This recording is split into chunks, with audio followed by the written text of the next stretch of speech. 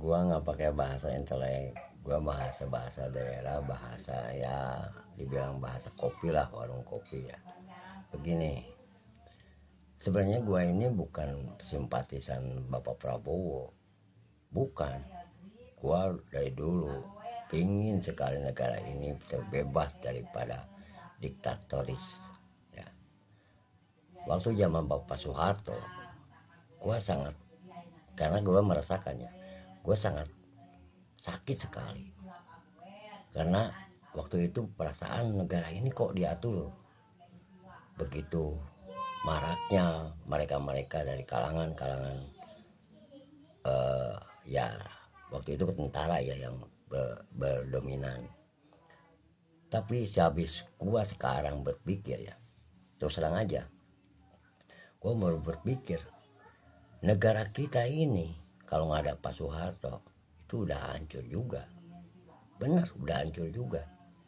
Gue baru sadar, ya yang dibilang namanya kesalahan sih ada ya. Tapi gue berpikir positif, kalau nggak ada Pak Soeharto pastilah hancur negara ini. Yang pertama yang membuka negara ini dan memerdekakan negara ini yaitu Presiden Bapak Insinyur Soekarno. Yang kedua yang mempertahankan negara ini adalah Pak Soeharto. Beliau itu ya benar, kalau dibilang pahlawan ya pahlawan. Kalau yang dibilang ada kesalahan dari presiden pertama maupun presiden kedua juga ada kesalahan. Nah, sesudah Bapak Soeharto, gua nggak sebut presiden-presiden yang lainnya. Yang gua inten itu begitu naik Pak Jokowi. Kenapa? Begitu gua sorot Pak Jokowi, ini orang terus terang aja benar-benar menjalankan Undang-Undang Dasar 1945 serta Pancasila. Beliau inten ke Timur.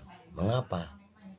Sebab ya beliau mengerti karena di daerah NTT serta Papua itu belum terjamah oleh pemerintah. Oleh sebab itu beliau itu sangat inten pembangunannya di sana. Tidak lagi Jawa sentris. Sebab supaya perekonomian berjalan, maka beliau itu membangun infrastruktur di sana juga. Supaya perekonomian itu berjalan. Nah, timbul pemikiran yang paling salut gua itu nggak kepikir oleh presiden-presiden sebelumnya yaitu hilirisasi. Untuk mengolah daripada sumber daya alam yang ada di negara Kesatuan Republik Indonesia ini, yang akan mengangkat derajat suatu bangsa. Ya apa? Masyarakat bisa bekerja, terangkat perekonomiannya. Nah, dengan adanya hilirisasi, otomatis pada obligator, pada pengusaha kotor, pada koruptor mulai resah. Disitulah penyerangan-penyerangan terhadap Pak Jokowi, pemitnahan, terus segala macam lah ya. Ya mungkin udah bukan rahasia umum lagi. Tapi kan masyarakat itu tahu mana yang benar, mana yang salah. Nah, ditambah lagi nih, udah lewat itu ya Pak Jokowi. Tambah lagi waktu Bapak Prabowo Subianto menjadi mentannya Bapak Jokowi. Bapak Prabowo begitu inten kepada masyarakat. Beliau membangun sekolah kebangsaan. Kenapa beliau begitu membangun sekolah kebangsaan? Gue nggak kepikiran. Soal dalam pemikiran gue nggak bakalan pilih tuh yang namanya Bapak Prabowo. Tapi setelah gue lihat dari sebanyak mentan, oh ini orang kebangsaannya tinggi. Udah terlihat karena sebelumnya beliau itu mencalonkan sebelumnya jadi presiden, beliau kan di belakangnya ada ya maaf aja ya yang anti nasional, yang anti Pancasila. Makanya beliau itu kalah. Tapi setelah beliau bergabung dengan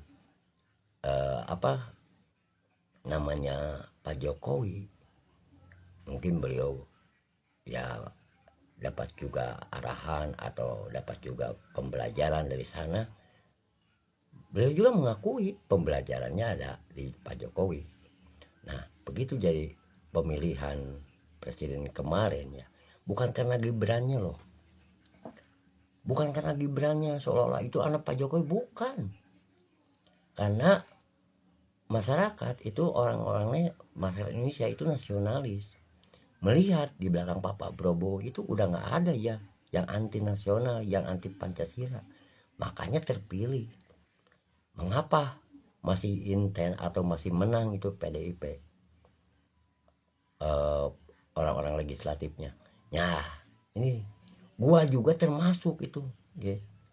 Masih ada kebimbangan, makanya gua waktu itu masih coblos lah orang-orang PDI. Tapi presidennya Prabowo, itu pasti tanyalah kepada orang-orang semua, pasti presidennya Prabowo.